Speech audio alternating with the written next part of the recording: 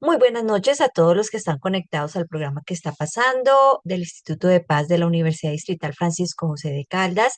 Mi nombre es Sonia Díaz Granados y junto con el investigador Luis del Río le damos la bienvenida a este espacio de investigación, análisis y reflexión que se emite los miércoles de 8 a 9 de la noche por la 90.4 FM Estéreo, emisora de nuestra institución educativa.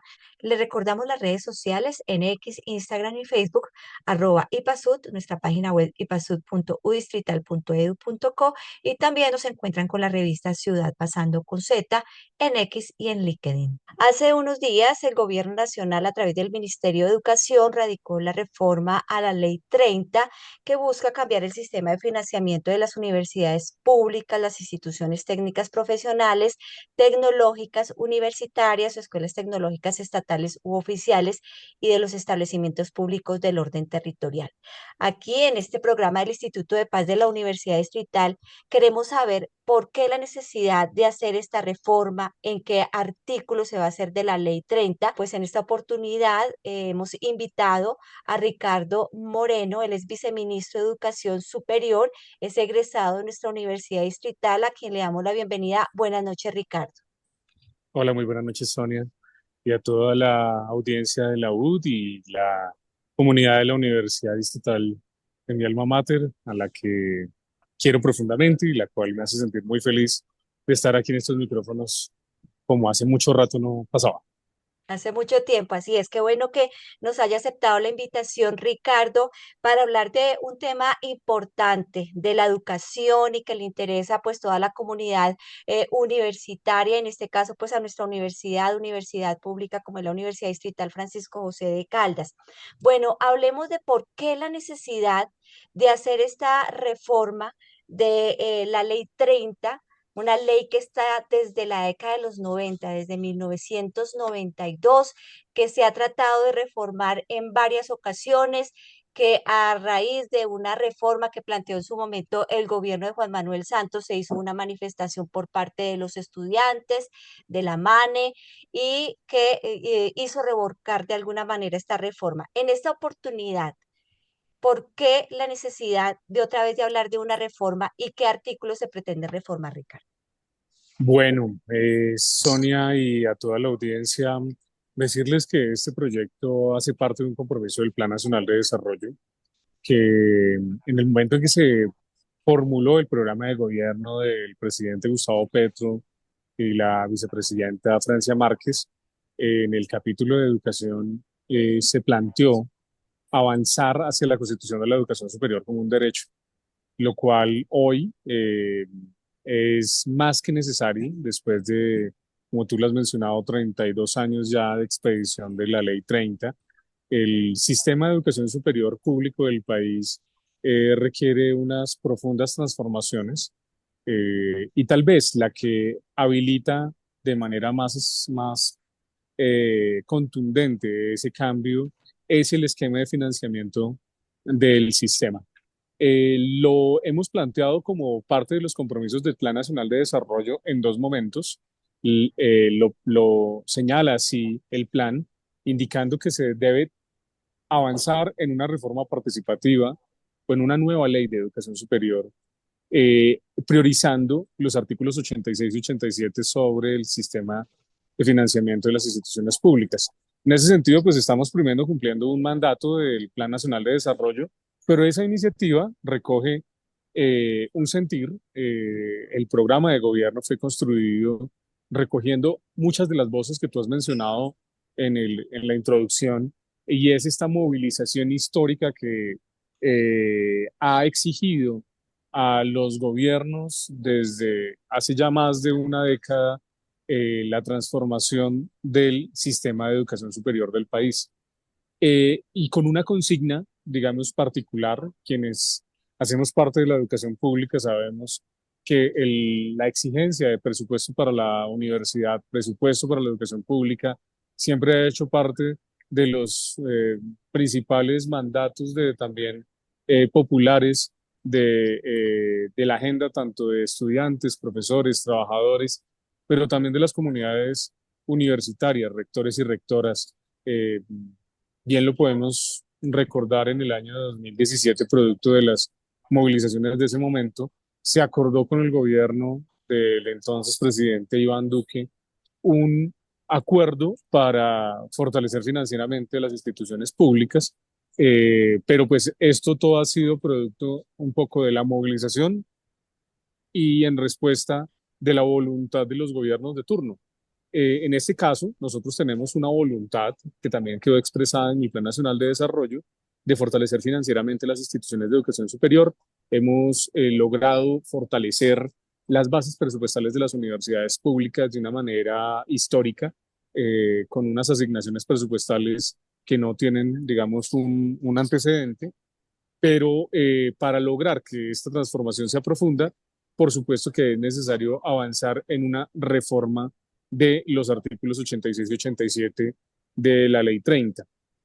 Entonces, un poco para complementar entonces esta pregunta que motiva al gobierno nacional a radicar el proyecto de reforma del 86 y 87, tenemos que hoy la radiografía del sistema de educación pública es muy diferente el de al 1992. Digamos, si lo tomamos un poco desde los últimos 20 años, el sistema ha venido creciendo de una manera muy acelerada en términos de cobertura, ha crecido de manera sostenida. eh, la cobertura se ha aumentado en el 176%. Entre tanto, los recursos asignados a la base presupuestal de las instituciones públicas solamente ha aumentado el 62%. Ahí hay una brecha muy significativa y digamos, una carga que tienen que empezar a asumir las instituciones públicas que han venido asumiendo su papel social y su responsabilidad de garantizar ese derecho, de permitirle a las juventudes del país tener acceso a educación, pero también desarrollar las áreas misionales de la investigación, de la proyección social, generar condiciones de infraestructura, de laboratorios, de bienestar para sus comunidades, y por otro lado, pues un presupuesto que crece a un ritmo, digamos, que no es equiparable. Por eso, también hemos considerado que un factor fundamental que tenemos como propósito es saldar una deuda histórica, una deuda que las propias instituciones han señalado, está calculada en más de 15 billones de pesos y que de manera particular afecta a un conjunto de instituciones que del momento en que se despidió la ley en el año 1992 a la fecha, pues han aumentado su presupuesto de una manera, digamos, irrisoria. Tienen enormes dificultades de financiamiento. Particularmente, tengo que decirlo, y es una de las principales motivaciones de este proyecto de ley, es el conjunto de instituciones técnicas y tecnológicas universitarias que hoy solamente reciben los recursos de menos del 2% del total de las transferencias de la base presupuestal de las 67, ya hoy 69 instituciones, digamos, que existen públicas en el país, 67 que tienen matrícula activa, a pesar de que este conjunto de 34 instituciones técnicas y tecnológicas y universitarias que son de carácter público y que tienen un enorme aporte para el país, no solamente en cobertura, que aportan el 20% del total de la cobertura de la matrícula, eh, no cuentan con un esquema de financiamiento de bases presupuestales. Entonces allí digamos que está la principal motivación, pero detrás de ello pues está el propósito fundamental de una reforma estructural que implica condiciones para contar con esquemas de bienestar, atención a violencias basadas en género, regionalización, interculturalidad, formalización de la planta laboral de los docentes, formalización de los trabajadores también de las universidades y las instituciones de educación superior públicas, mejoramiento tecnológico, etcétera, etcétera. Todas estas condiciones solamente son posibles si se cuenta con las condiciones financieras. La realidad financiera de las instituciones es la que marca sus transformaciones en otros aspectos como los que acabo de mencionar. Eso digamos que a una manera de introducción de la motivación de este proyecto de ley. Ricardo, para poner en contexto a nuestros oyentes y seguidores en redes sociales, en la red social Facebook, eh, hablemos un poco de cómo se financia en este momento las universidades públicas, ¿sí? Ya nos dijo, esto va de acuerdo a la ley 86 y a la ley 87 de la ley 30 de 1992. Pero sí me gustaría saber, o mejor, que le cuente a los oyentes, les explique cómo se están financiando en este momento y Ok. pedagógicamente qué pretende en sí la reforma, o sea, con palabras que de alguna manera le hagamos entender al común de la gente de cómo va a cambiar este financiamiento y por qué va a favorecer a las universidades públicas.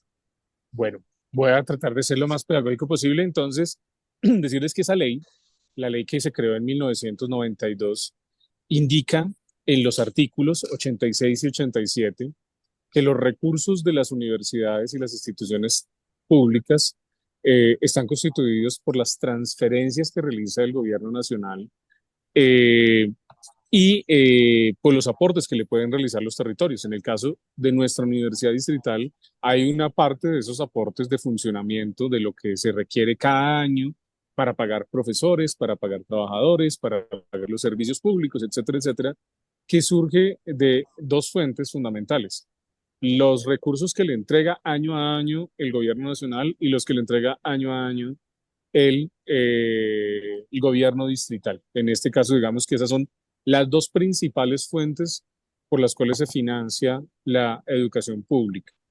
Y se financia de esa manera en su funcionamiento, pero pues también tiene unos recursos que apalancan la inversión de las instituciones.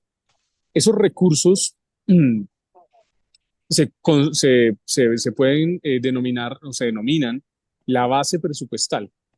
¿Por qué se dice que es una base presupuestal? Porque no puede disminuir año a año. Las universidades siempre tendrán un peso más el crecimiento de la economía del país. En este caso, lo que determinó la Ley 30 de 1992 es que los aportes estatales se ajustarían cada año con base en el precio de índice, el índice de precios al consumidor, el IPC, que es básicamente el costo que año a año tiene la economía, la inflación, los recursos que se le van sumando a la economía de los bolsillos de cualquier colombiano o colombiana. El, eh, Sin embargo, este indicador del índice de los precios del precio al consumidor, con el cual se aumenta, por ejemplo, el salario mínimo y costos también de otros productos, digamos, que consumen los colombianos y las colombianas, no considera aspectos que las universidades empiezan a asumir año a año. Vamos a poner un ejemplo.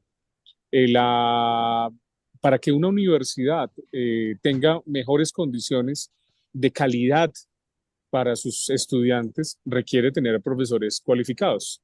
Y un profesor cualificado implica que realice un doctorado y al hacer un doctorado que produzca, que escriba un artículo, que escriba un libro, que haga una investigación y al momento en que un profesor realiza una investigación, esos recursos se le deben reconocer al profesor.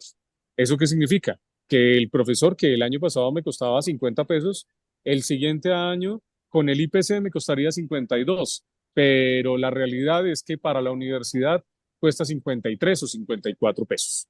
Y esa realidad se ve reflejada en todos los aspectos de la vida universitaria. Los trabajadores, la infraestructura, la tecnología, todas las condiciones para mejorar y para hacer crecer a las universidades requiere más recursos. Como les manifestaba hace un momento, el artículo 86-87 no contemplaba, por ejemplo, darle una base presupuestal a las instituciones técnicas, tecnológicas y universitarias.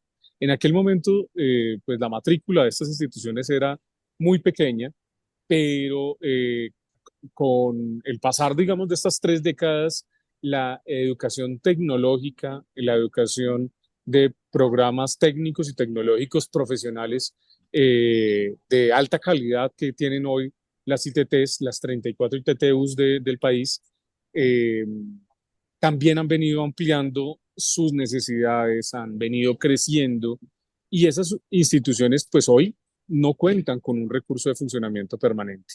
Por supuesto que existen otras formas de financiar la universidad pública, pero como lo decía hace un momento, dependen en gran medida de la voluntad de los territorios.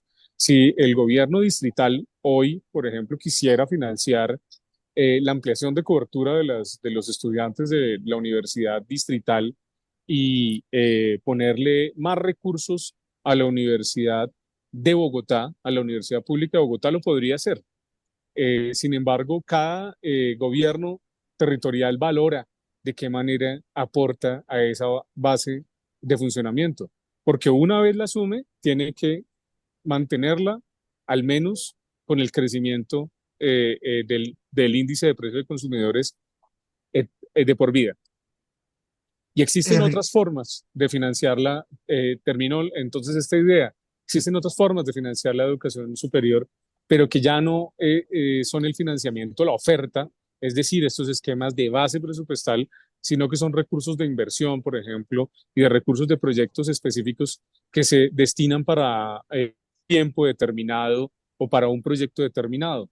Ejemplo de ellos son las estampillas, que son leyes, que son normas que le permiten durante un tiempo a través de un impuesto, de un tributo, de un porcentaje sobre la contratación, por ejemplo, que se realiza en un territorio de los recursos que se destinan para el pago de los contratos, destinar un porcentaje mínimo para recaudarlo y entregárselo a las universidades. No todas las instituciones lo tienen y son recursos, como lo digo, de destinación específica y que duran un tiempo, nada más. Lo que nosotros intentamos a través de este proyecto de reformar el artículo 86-87 es justamente darle un giro y beneficiar de manera sustancial a las universidades públicas, que puedan contar con recursos que reflejen la realidad de sus necesidades. Y para eso es necesario cambiar ese indicador, ese modelo, esa metodología, si me lo permiten, de destinación de los recursos, que ya no será el índice de precios del consumidor, sino el índice de costos de la educación superior.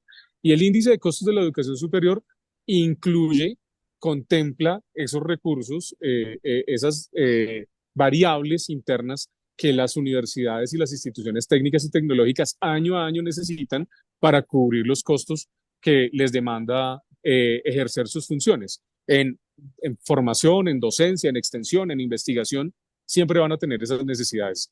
Este indicador, y esto es una discusión por supuesto técnica, pero para explicarla también de manera pedagógica, significa que si a una universidad le estaba entrando un peso a través del IPC año a año, con la variable, la nueva metodología que estaría calculada con el crecimiento del ICES, del indicador, de este índice de costos de canasta o de costos de la educación superior, eh, estaría recibiendo 3 puntos más por encima de lo que recibe con el IPC. Y eso es muy importante porque eso va a significar más plata para las instituciones públicas y un beneficio pues, que va a redundar en los profesores, los estudiantes y especialmente las instituciones públicas que se ven con muchas dificultades porque, pues, por supuesto, no tienen esos recursos permanentes. Y ese, Ricardo, y ese índice de costos de la educación superior, perdóneme porque soy neófita en el asunto, ya haciendo como cuentas, em, ¿de dónde sale? O sea, cómo lo calculan? Este es un índice que calcula el DANE, el Departamento Administrativo Nacional de Estadística. El DANE año a año incluye unas variables de costos, digamos, históricos, de necesidades, digamos, de diferentes variables contempladas, digamos, por las instituciones de educación superior. La idea que plantea este proyecto de ley es que el ICES sea el indicador mediante el cual se le asigne el recurso a las instituciones públicas y mirando el histórico, porque no es un indicador nuevo, no es un índice nuevo, lo que podemos determinar es que históricamente ha estado por encima 3 puntos por encima del IPC, por encima del índice de precios del consumidor, lo cual nos permite, digamos, tener la garantía de que los recursos que se le van a asignar a las instituciones van a ser van a ser superiores a los que hoy se le asignan a través del IPC. Pero aún así, si llegase a suceder que la economía tiene una crisis, por ejemplo, y no, la economía, digamos, el indicador está por debajo, el índice de precios de costos de la educación superior está por debajo del IPC, se tomará el IPC. Entonces, para que nunca haya riesgo de que pierda la educación pública. Esto se denomina un efecto contracíclico y es justamente permitirle a una institución que nunca se vea afectada por efectos, digamos, de la economía que, como hemos visto, pues en algunos casos crece más que otros, en algunos años crece más, pero en otros años también puede verse afectada. Y esto ha sucedido en algunas pocas ocasiones y por eso se planteó dentro del proyecto de ley que si se llegara a dar esa situación, se puede acudir a esta figura de tomar el mejor indicador. Sí, Ricardo, yo creo que, digamos, hay dos cosas que me parecen importantes y yo creo que son quizás los dos grandes retos de esta reforma. Y es primero lo que tú mencionabas, subsanar la deuda histórica, digamos, subsanar esa brecha que se ha generado porque no se han dado los recursos suficientes en la financiación. Sin embargo, creo que hay otro reto importante y es cómo también se vigila, digamos, que estos recursos se usen de forma adecuada. Y yo quería preguntarte, ¿qué mecanismos se han pensado para asegurar la transparencia en la rendición, en la asignación y en el uso de los recursos? Pues precisamente para que no se motiven, digamos también este tipo de manifestaciones como las que hablábamos al inicio, que muchas veces están motivadas a raíz de esto. De acuerdo. Pues esa es una muy buena pregunta y es creo que una de las obligadas cuando hablamos de más plata para las instituciones y es que eh, lamentablemente también hemos encontrado que en muchas instituciones eh, eh, no hemos tenido el manejo más probo, digamos, de los recursos. Por eso, pues digamos, un poco la literatura al respecto de los esquemas de financiamiento, lo que dice, esto es un modelo de financiamiento a la oferta y existen, digamos, muchos ejemplos en el mundo. Hay que decirlo también para los oyentes, para las personas, perdón, que nos están observando también a través de estos canales, que el modelo de financiamiento, esto que se está haciendo, que se está planteando desde el gobierno nacional, es un modelo que utilizan los países desarrollados, digamos, lo utilizan los países de la OCDE, tienen unas asignaciones presupuestales para financiar las instituciones públicas muy por encima de lo que tiene en este momento Colombia.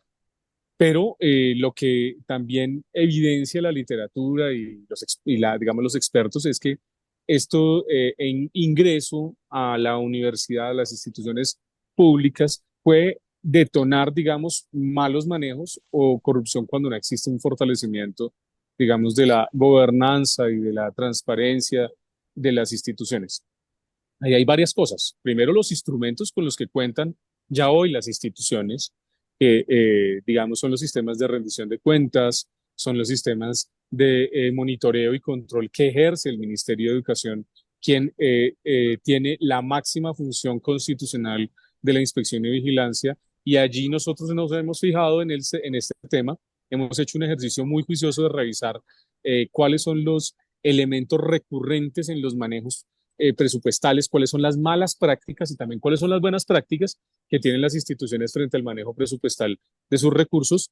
Y hay algo muy importante que en el proyecto dejamos incluido y es que durante los siguientes 6 meses posteriores a la expedición de esta ley, esperamos, digamos, que se apruebe muy pronto por parte del Congreso de la República, el gobierno nacional eh, definirá un mecanismo primero de distribución de los recursos y segundo de monitoreo y de evaluación de los recursos. Entonces, esa pregunta justamente nos la hicimos y salió de todas estas conversaciones que hemos tenido durante los últimos 2 años en este gobierno con organizaciones estudiantiles, profesorales, con los propios rectores y rectoras de las universidades y las instituciones técnicas tecnológicas universitarias.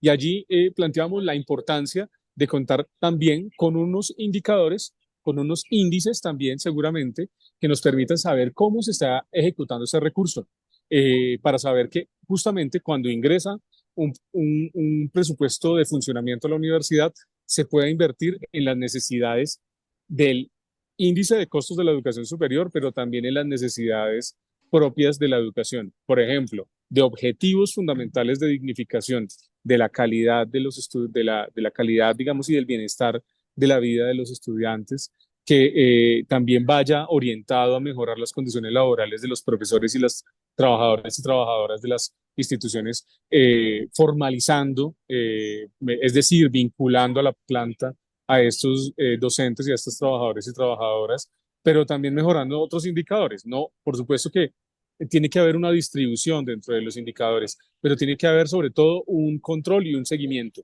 Por eso nosotros hemos contemplado dentro del proyecto, allí hay un apartado que plantea que esto se reglamentará y tendremos un nuevo modelo de seguimiento a la ejecución de los recursos de nuevo esquema de financiamiento de las IES públicas del país.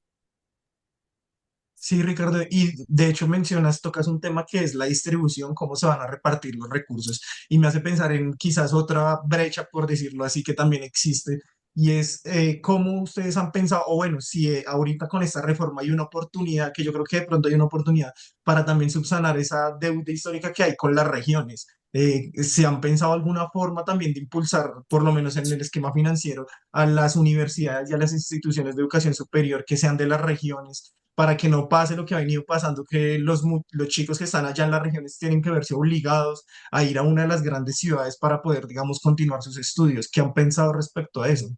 El objetivo justamente de este proyecto de ley es atender a esa brecha histórica.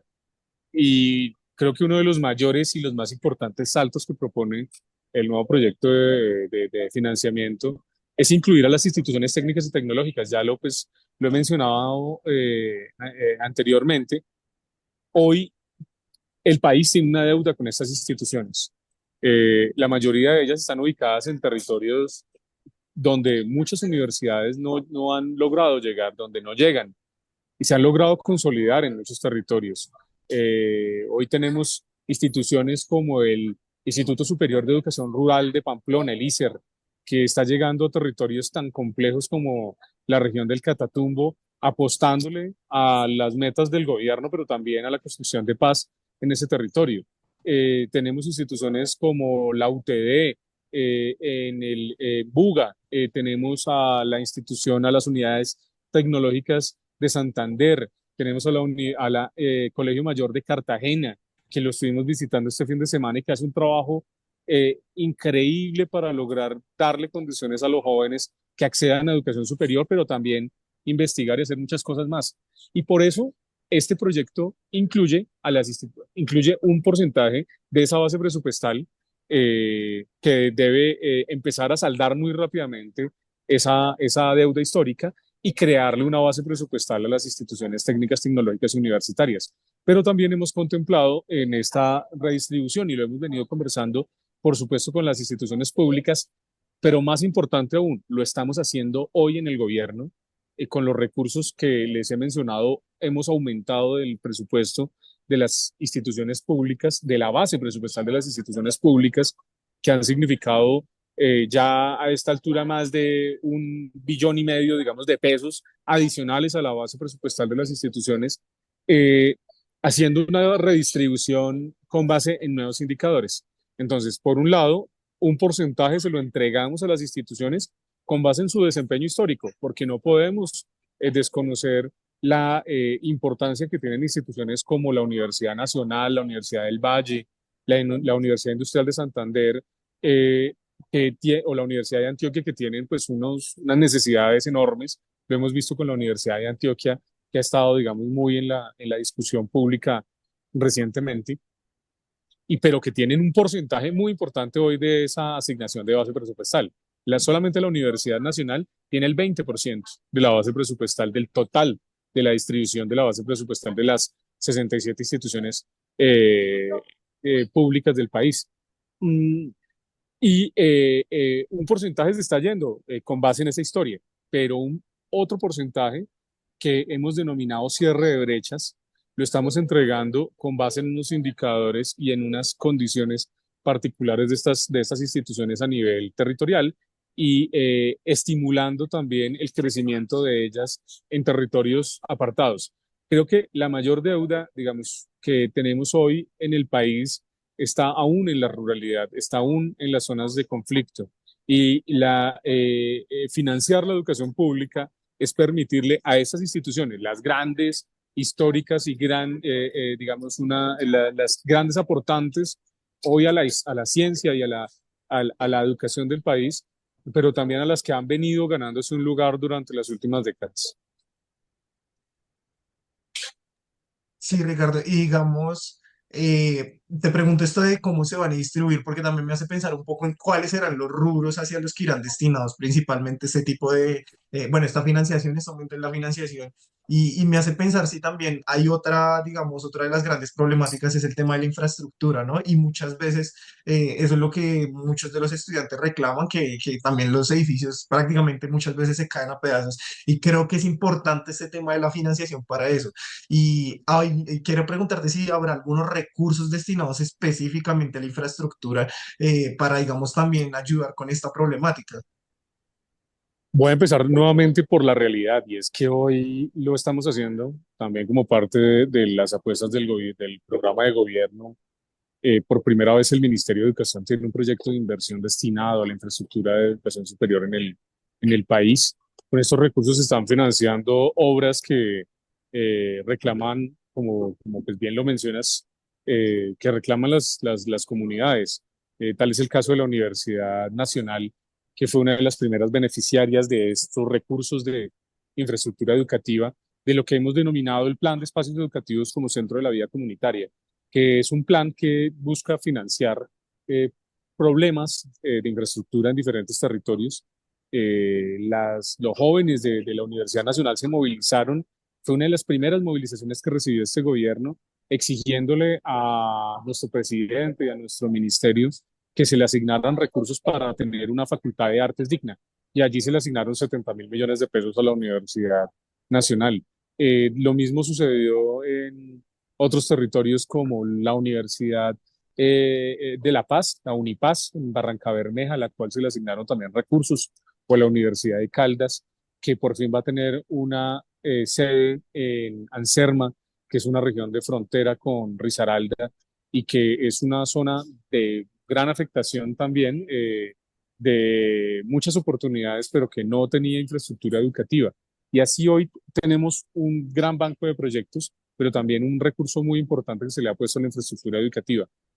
Para que esto no se quede simplemente en un esfuerzo de un gobierno, en el proyecto de ley hemos planteado los recursos adicionales para la infraestructura, el bienestar, la formalización laboral docente, que son esos indicadores que tú mencionas, son los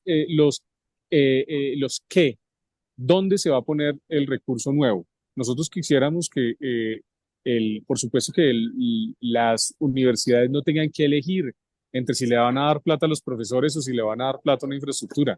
Lo que necesitamos es más plata para la universidad. Lo que necesitamos es más recursos para la educación pública.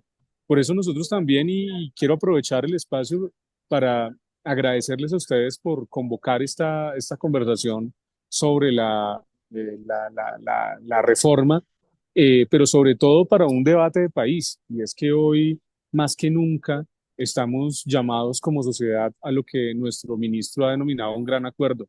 Y es un acuerdo que no tiene, digamos, rango ideológico. Es un acuerdo en el cual los partidos de la derecha, de la oposición, de la izquierda, todos los sectores políticos de este país deberían apostarle, porque son las instituciones que están allá en sus territorios, donde los senadores se esfuerzan por mejorar las condiciones para sus jóvenes, para sus familias, para sus empresarios. Y solamente teniendo educación pública de calidad y bien financiada, esos territorios van a poder salir de la pobreza, de la exclusión, de la violencia. Y esas juventudes se las vamos a quitar a los grupos armados, se las vamos a quitar a las economías ilegales, se las vamos a quitar al mototaxismo para que tengan oportunidades de estudiar. Pero eso se logra es con recursos, y se logra poniendo infraestructura, y se logra teniendo condiciones para que una universidad pública como la Universidad Distrital siga creciendo y pueda estar en localidades como Suba. Hoy tenemos esa gran discusión, y es que queremos construir una sede universitaria en la localidad de Suba, pero esa sede universitaria, ese multicampus, que ojalá lidere la universidad distrital, debe tener recursos de sostenimiento que le permitan estar allá eternamente y que pueda convertirse en una gran sede o un gran multicampus universitario. Solamente se logra teniendo más recursos para la educación pública. Por supuesto que esta no es una, no es una novedad, ni es tampoco una consigna solamente de este gobierno, sino un mandato que queremos cumplir. Bueno, hay dos preguntas más, Ricardo. Una es, ¿qué impacto de esta reforma, este proyecto, van a tener las universidades privadas? Porque hay como una preocupación por parte de estas universidades, porque qué tanto se va a garantizar la prestación del servicio de las mismas. ¿Qué contempla esta reforma con respecto a las universidades privadas? La ley 30, el artículo 86-87 no contempla el financiamiento de las universidades privadas. Eso hay que dejárselo absolutamente claro pues a la ciudadanía y a las propias universidades e instituciones no oficiales que prestan un servicio público muy importante, que también parte del derecho a la educación y que son reconocidas. Colombia vive y tiene un sistema mixto de educación superior donde hoy tiene una participación más o menos del 50% entre la educación pública y la educación privada.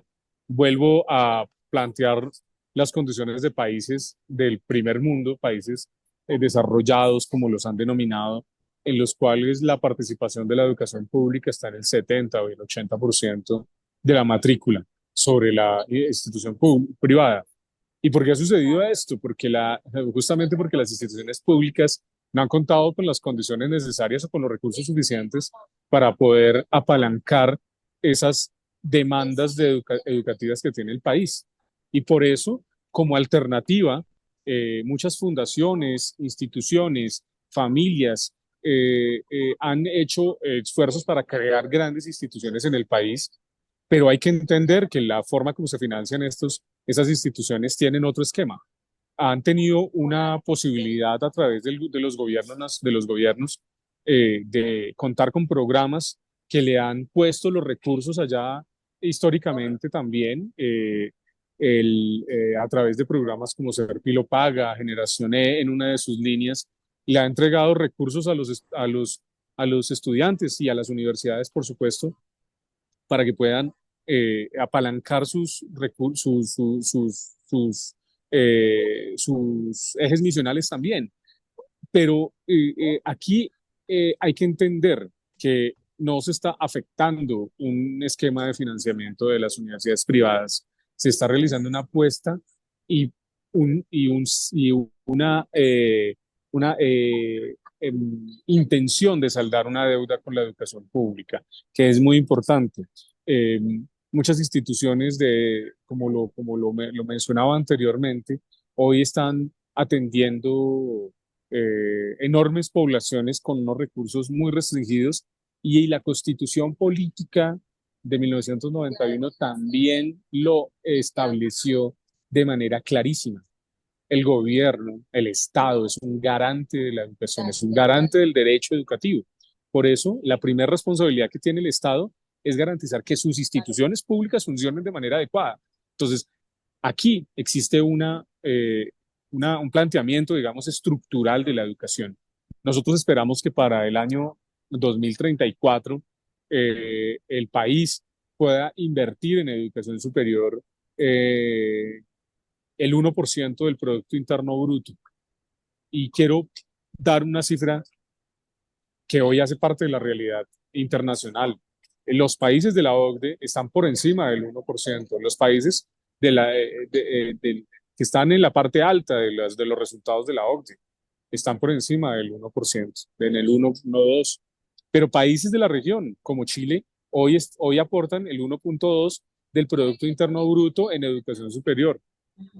Países como Brasil están en el 1%, México está por encima del 1%, Colombia hoy está en el 5,5%, nosotros lo recibimos en 4,7%.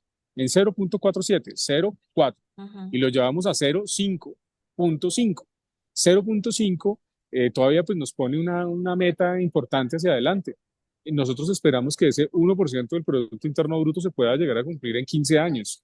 Y en esos 15 años poder tener instituciones públicas que puedan responderle a las necesidades. Por supuesto, seguimos reconociendo, y como viceministro de Educación Superior, lo he manifestado en los escenarios de conversación con las instituciones privadas, que hacen grandes aportes en su labor, en la importancia que ellas tienen para generar oportunidades, que gran parte de esas oportunidades las tienen que apalancar las familias, las tienen que apalancar los propios jóvenes. Y lamentablemente, pues muchos de ellos deben acudir a la educación no oficial por la falta de oportunidades en la educación pública. No se trata, y esperamos que salgamos de ese escenario de la confrontación, de la pugnacidad entre instituciones públicas y privadas. Todas las universidades, todas las instituciones públicas cumplen un objetivo. Todas le hacen grandes aportes al país a través de sus funciones, pero le corresponde al país, le corresponde al gobierno, le corresponde al Estado financiar a sus instituciones públicas y darles garantías de calidad para que puedan sacar, digamos, al país en esos mismos indicadores con los cuales nos estamos midiendo. Ricardo, ya para terminar, bueno, ya se radicó en el Congreso esta reforma de la Ley 30 en esos dos artículos. ¿Cómo es que sigue de este proceso? O sea, ¿cómo va el proceso? ¿Cómo está la agenda legislativa? Pues para que se centren también en discutir esta reforma.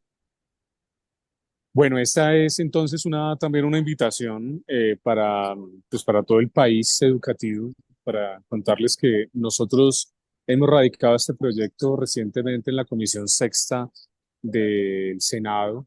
La Comisión Sexta, tanto de Senado como de Cámara, esas comisiones se encargan de los temas educativos en el Congreso de la República. Hemos decidido que vaya a la Comisión Sexta eh, de Senado a tener digamos, un primer trámite.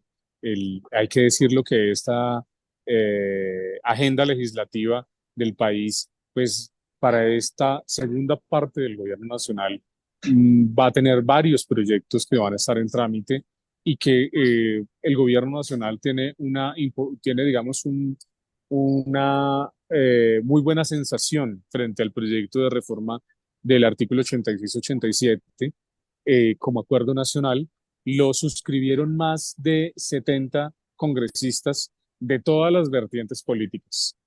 Y eso también quisiera destacarlo y agradecerle a aquellas personas que nos acompañaron en la radicación de diferentes partidos políticos, independientemente de su color, de su filiación política, eh, entienden la importancia de financiar la educación pública y surtirá, digamos, el trámite de discusión en la Comisión Sexta del Senado. Hemos recibido por parte del presidente de la Comisión Sexta del Senado la información de que la siguiente semana se van a asignar los ponentes del proyecto y una vez se inicien los debates y también se van a adelantar audiencias públicas. Esperamos que estas audiencias donde participan los congresistas, donde participa el ministerio y pues ciudadanos de todas las diferentes regiones del país, puedan conocer en mayor detalle, así como lo estamos haciendo hoy, gracias a la UD, al IPASUD, a la Universidad Distrital que abre este espacio, puedan conocer y puedan preguntar también en qué consiste este proyecto. Y una vez se surta ese trámite en la Comisión Sexta de Senado, tendrá que pasar por la Comisión Sexta de la Cámara. Entonces son debates que vienen, ese es un trámite normal que debe hacerse primero en Senado, luego en Cámara, luego en una plenaria, en una conjunta, y allí esperamos que con el apoyo de los congresistas, del Ministerio de Hacienda, también con las organizaciones estudiantiles, profesorales, rectores, rectoras de todo el país, comunidades educativas y sociedad en su conjunto, podamos tener por fin nuestra nueva ley de financiamiento de la educación pública. que ha tenido buen recibimiento por parte de las universidades públicas, por parte del sistema universitario estatal. Pues Ricardo Moreno, viceministro de Educación Superior, muchas gracias por su tiempo, por haber estado con nosotros, por contarnos acerca de esta reforma de la Ley 30 en estos dos artículos 86, 87. Una feliz noche, Ricardo. Muchísimas gracias a ustedes por esta invitación y espero que nos podamos ver pronto y un abrazo a toda la comunidad de la Universidad Distrital. Pero escuchemos lo que nos dice el rector de la Universidad de Córdoba y presidente del Sistema Universitario Estatal SUE, Jairo Miguel Torres Oviedo. Esta es la manera de resolver el desfinanciamiento estructural de la universidad pública en Colombia. El indicador que está en el artículo 87 de la Ley 30 es el IPC. Con ese indicador nos transfiere la nación todos los años, pero desconoce ese indicador, o cuando el legislador creó la ley y construyó el indicador, que las universidades públicas crecimos por encima del IPC. ¿Qué significa ese crecimiento? 5 puntos por encima. Esos 5 puntos por encima es lo que las universidades públicas las ha condenado a un desfinanciamiento estructural, que las ha obligado a generación de recursos propios para poder responder a la tarea misional de docencia, investigación y proyección social. Eso es lo que se pretende con esta reforma, corregir ese desfinanciamiento estructural. De ahí entonces la prioridad de estos dos artículos. Por ello, en ese parágrafo del artículo 122 de la Ley del Plan Nacional de Desarrollo quedó claramente definido de que el Ministerio de Educación Nacional priorizará, atenderá la reforma del artículo 86-87. Para nosotros esto es importantísimo y el llamado es que no se repita lo que se repitió el año pasado, cuando la Comisión Sexta de la Cámara aprobó esta reforma del artículo 86-87 y fue el concepto del Ministerio de Hacienda, que es un concepto de inviabilidad. Ese concepto desconoce que la Ley del Plan Nacional de Desarrollo priorizó esta reforma. Así que vemos con buenos ojos que en la Comisión Sexta haya retomado esta iniciativa. Desde el sector de la educación superior pública vemos de manera positiva que se haya retomado y lo que esperamos es que tenga el trámite legislativo. Porque de lograrse la aprobación de esta reforma, de estos dos artículos, pues se estará logrando resarcir, reparar y rectificar un problema estructural que hoy ha condenado a un desfinanciamiento a la universidad pública. Así que de parte del Sistema Universitario Estatal SUE, pues apoyamos esta iniciativa de reforma de estos dos artículos y esperamos que este trámite cuente con el respaldo del Ministerio de Hacienda, cuente con el respaldo del Congreso de la República, en el entendido de que aquí con estos dos artículos se estará resolviendo un problema puntual, serio, que ha condenado a la universidad pública a un desfinanciamiento que ha impedido que pueda crecer al ritmo de las demandas que el país en materia de educación exige y sobre todo que hoy la apuesta del Plan Nacional de Desarrollo gira alrededor de esto, ampliación de cobertura, regionalización, y eso requiere recursos financieros, esto requiere de políticas estatales y creo que este es un paso en esa dirección, sería un paso trascendental e importante.